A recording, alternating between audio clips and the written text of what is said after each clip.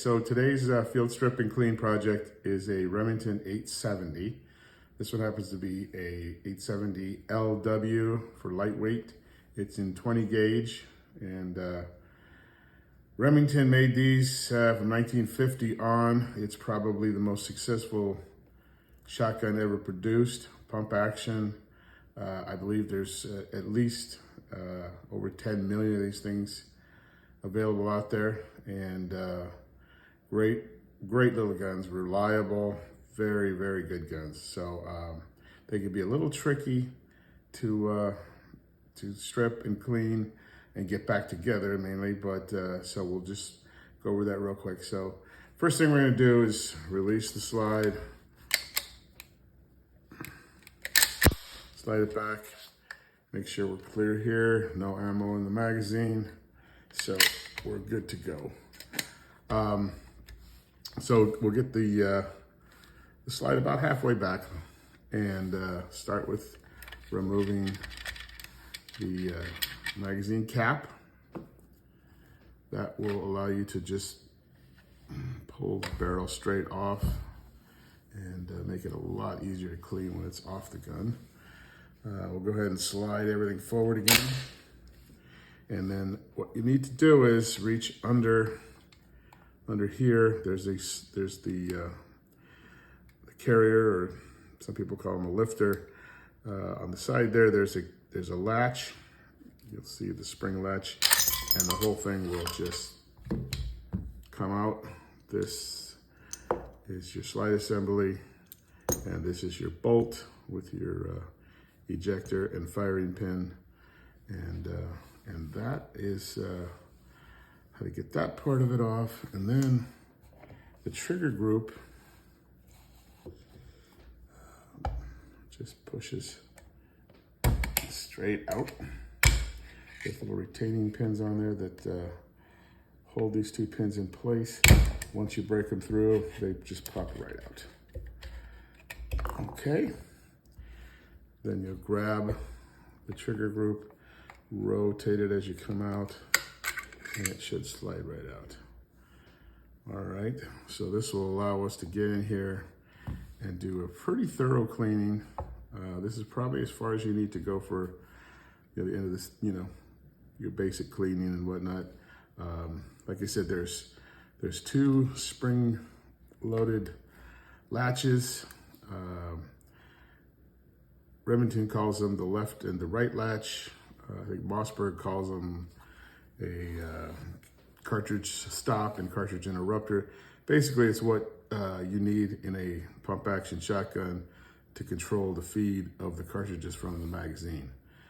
One stops it first, the other one releases it into the chamber, but we'll get to those at the end. They're basically, they're riveted into the gun, so you can't really remove them on this style gun, but you'll need to access those when you want to put the gun back together. So I'm gonna go ahead and get this thing cleaned up. This one's really not too bad, and get a little tiny bit of lube in there. You don't want to over lube these guns because they can really accumulate a lot of garbage and carbon. So a very light coat of lubrication, and then we'll get this thing back together.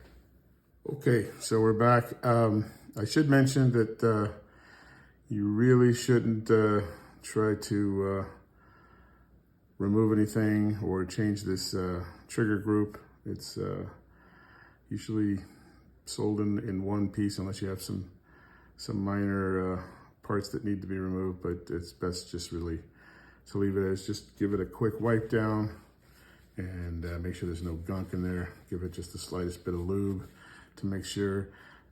Careful getting your finger in here, because if you release the trigger, that hammer will pop up and could damage the frame. It's under a lot of spring tension, so not a disaster if it happens. Just push the whole hammer back until it clicks back into place, and you should be okay. Make sure when you're looking at cleaning up the bolt, take a look at the firing pin, especially the spring. After some time, they can break and cause some misfiring issues. So you just want to make sure that everything looks fine there and it's working properly, it's moving. that you get enough pressure on your extractor. It's moving freely. So we should be good to start putting it back together. So I find that putting in the bolt first, then the trigger group gives you a little more room to get your fingers onto those catches and make it easier to get in without this carrier being in the way. So what you want to do is go ahead and get this started onto the magazine, and then set your slide assembly into its spot there. You'll see there's a couple of notches there that get it into the right spot. Take your bolt, make sure your extractor's forward, and then begin to just gently ease it back into place. And you'll see that there's two little notches on each side of the receiver that those arms go into.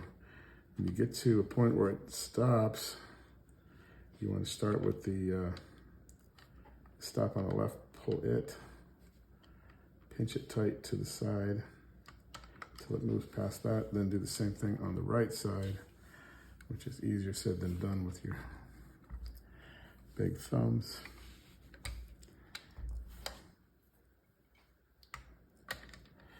And you'll feel it move past that, and then it should, you might have to wiggle the bolt just a little bit to get it into the right spot.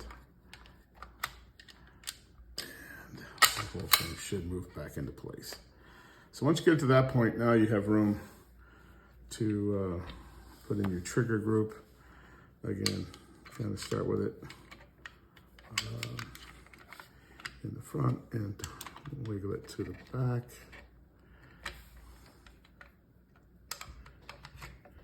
Get it into its spot, line up your holes, and your pins should slide right back in. You might have to give them a little tap with a plastic hammer just to get them flush.